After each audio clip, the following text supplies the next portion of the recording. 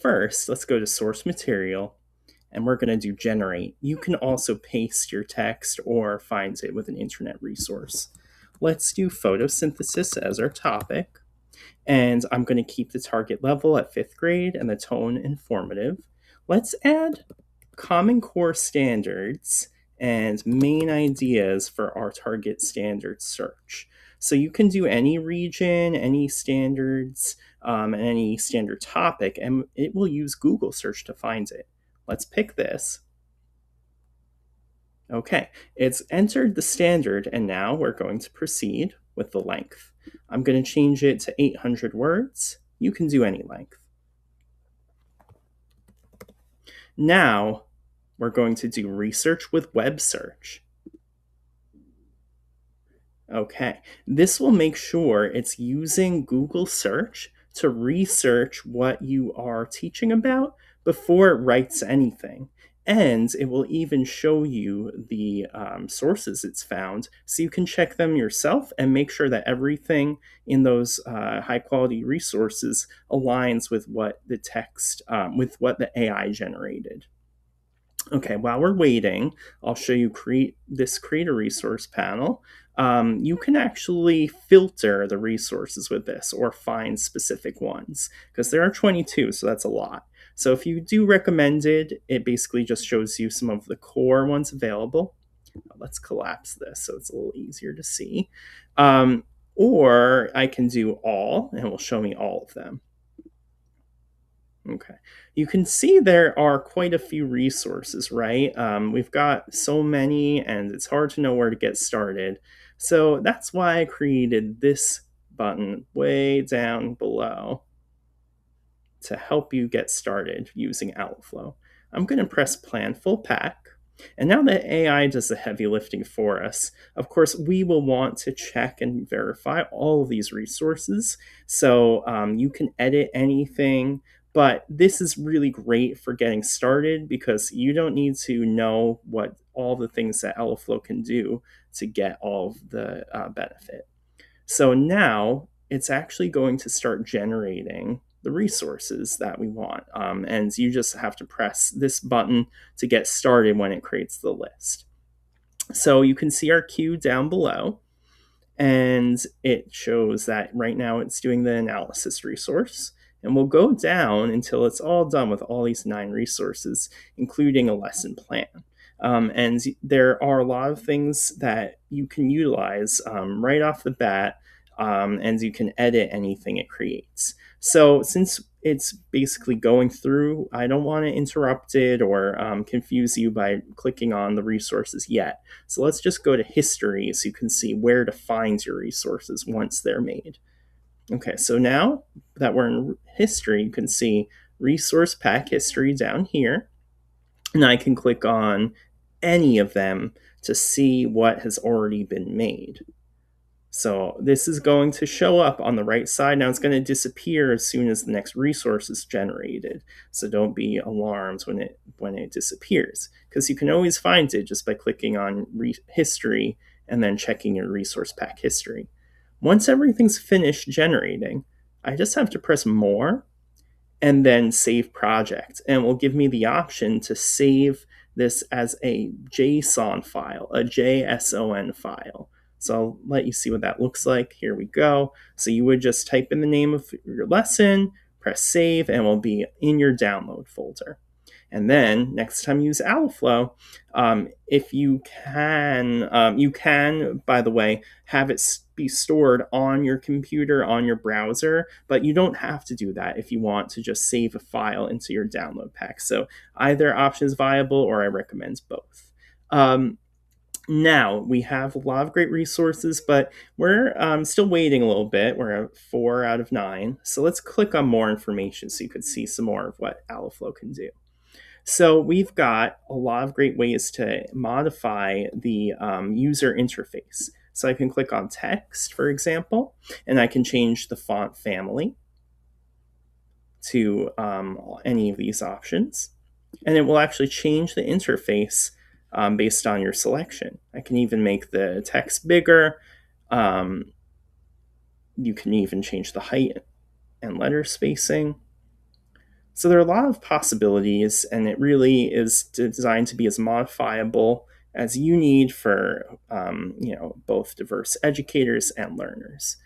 There's another great feature that we're still building out to some degree, but we've already got 60 language packs that are allow you to basically translate the interface into any language.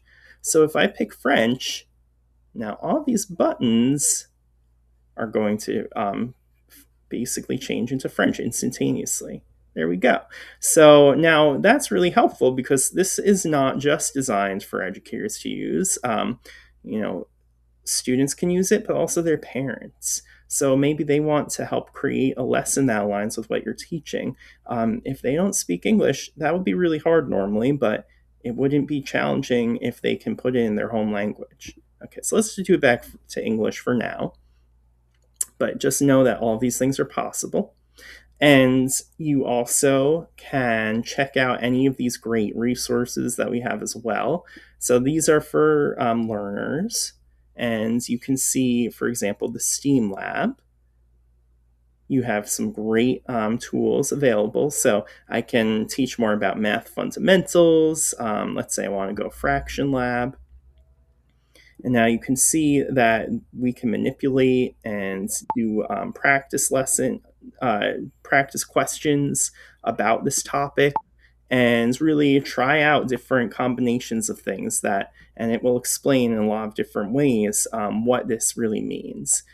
So there are a lot of possibilities, and you can incorporate these tools into your larger lessons. Okay.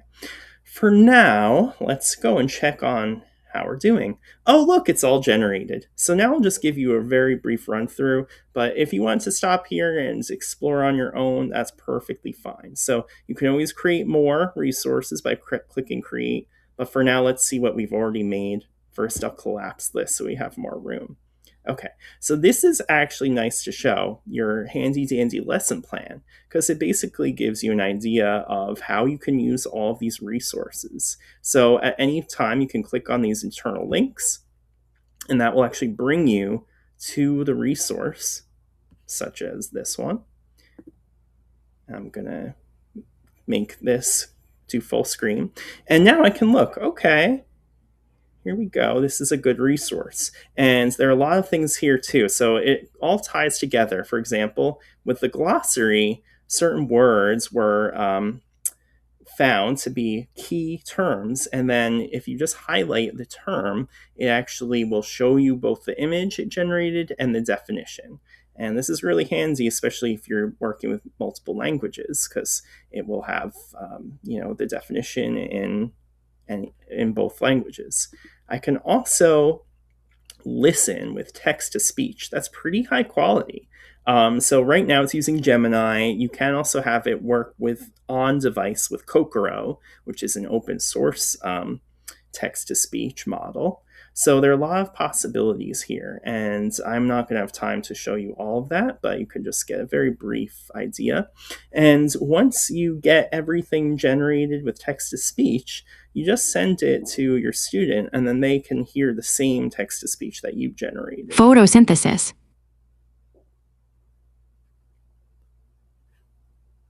And it will highlight as it goes. So it does take a moment for you, but then once it reaches the student, it's all instantaneous, because right now it's all loading in the background.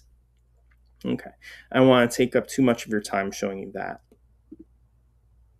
So let's stop there. But you can see if I am looking rather at my lesson plan, I can access all of these resources on the fly. So this is great if you want to teach this way. Let's look at the glossary next. Now you can see all of these definitions, and it has tier 2 and tier 3 from the text. So evidence, that's tier 2. Those are the things that are just more general academic, and then more focused, words like photosynthesis or carbon dioxide. And you can edit any of those, but it also creates these nice games that you can do based on your lesson. So if I want to do crossword, that's classic. It creates a nice crossword, and You can even generate in Spanish or other languages, and then students can fill it out in the app, or you can print it. So there's so many different ways you can use all of these tools and resources. Okay, so let's go ahead, and I want to show you how to export to finish.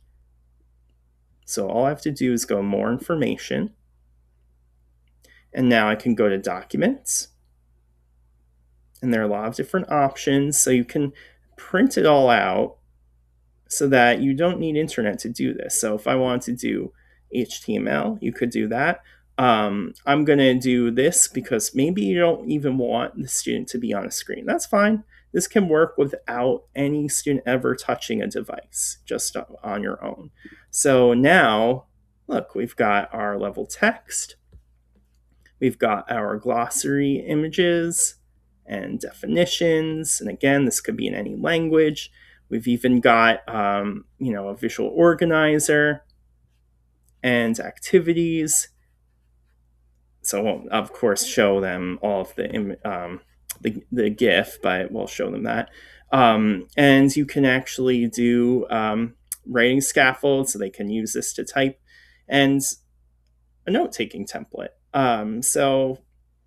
Oh, and multiple choice, of course. So you can send this to students as an HTML file, or you can just print it out, and there you go. You've got some good resources based on your lesson. That could be in any language, differentiated, you name it. So here, this is the basic idea, and I'm really excited to see what you create with it. There's so much more to show you, and yet I don't want to spend hours on this video. So there will be more to come, but let's see what you can do. I'm pretty ecstatic to be able to show you and offer AlloFlow. Thank you.